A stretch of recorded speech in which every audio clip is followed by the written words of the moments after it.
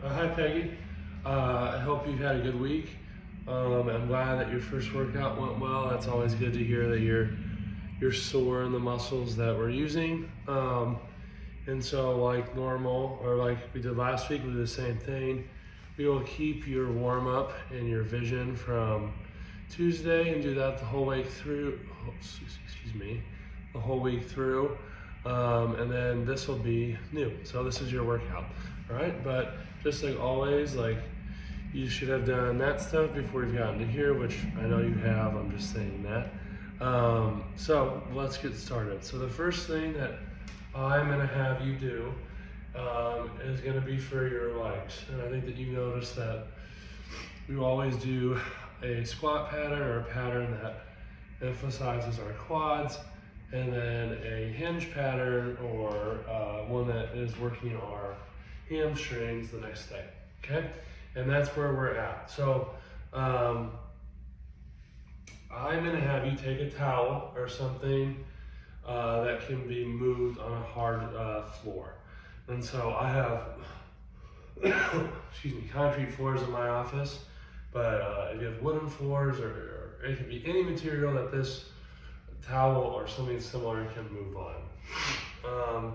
And so I'm gonna put that down on the floor, okay? And then I'm actually gonna move this down a little bit. So once you are on the slippery surface, your leg that does not have the towel on it is going to be the working leg, okay? This foot that the towel is under, this foot that the towel is under is just going to go back passively. So it's getting the towel back there is you are pushing your hips back and you're bending your knee until you're at a position where you can really feel pretty much your whole leg.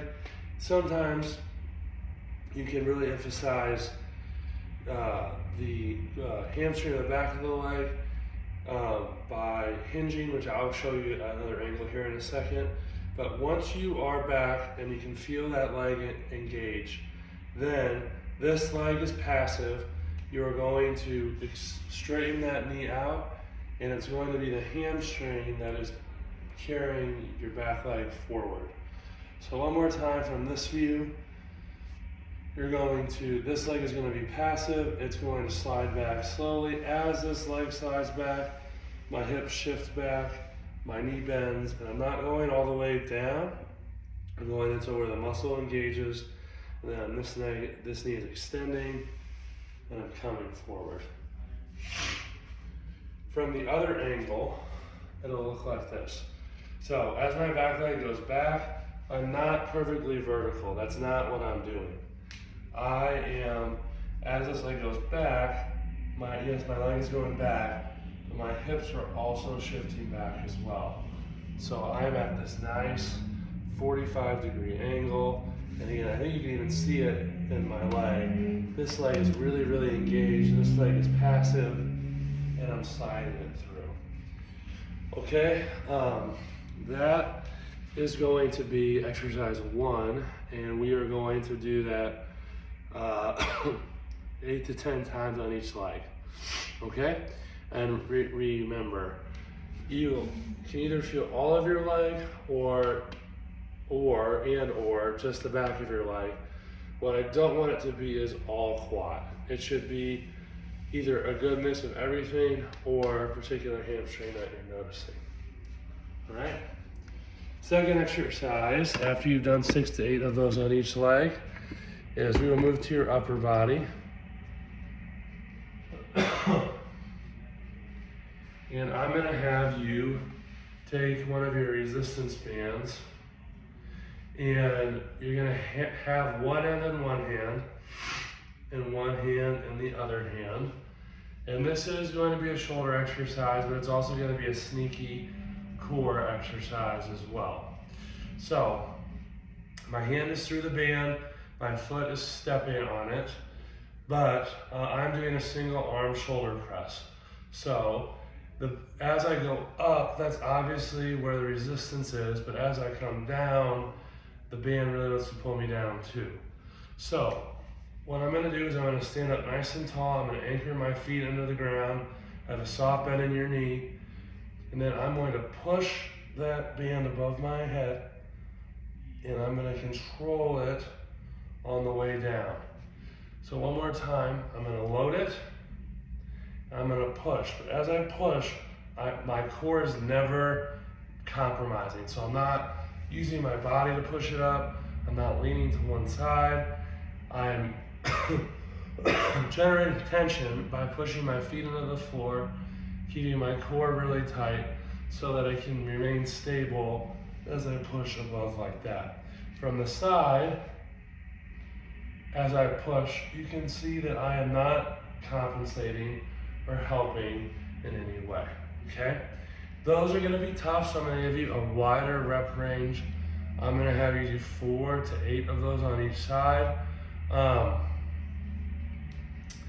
Then I'm gonna have you take the band again, and we're gonna use it for, well, a lot more of our exercises, or 2 more of our exercises to be exact. But you're going to take your band, and we're gonna work the upper back with some things called band pull aparts.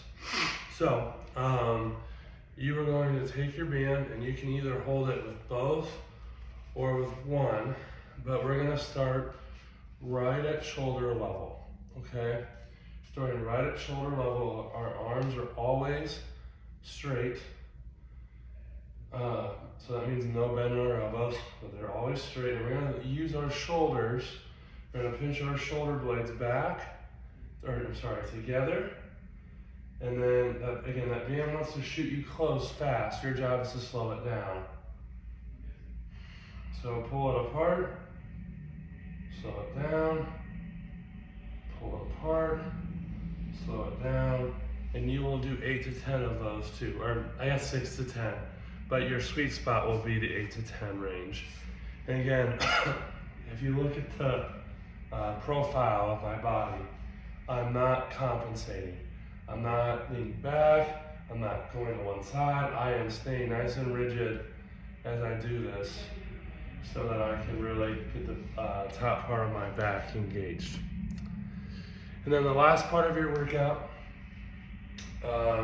is, I will take us out here actually, but you're gonna use your resistance band, and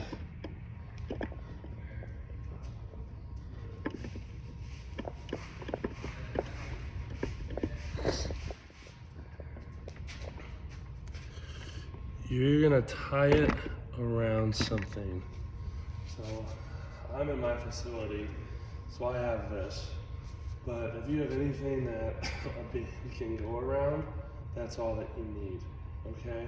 So it can be a basketball hoop, it can be something, I can give you more examples, but I think you get the idea. As long as the band can be tied around it and it not go anywhere, that's what I'm looking for. So, we'll take the band, go through it,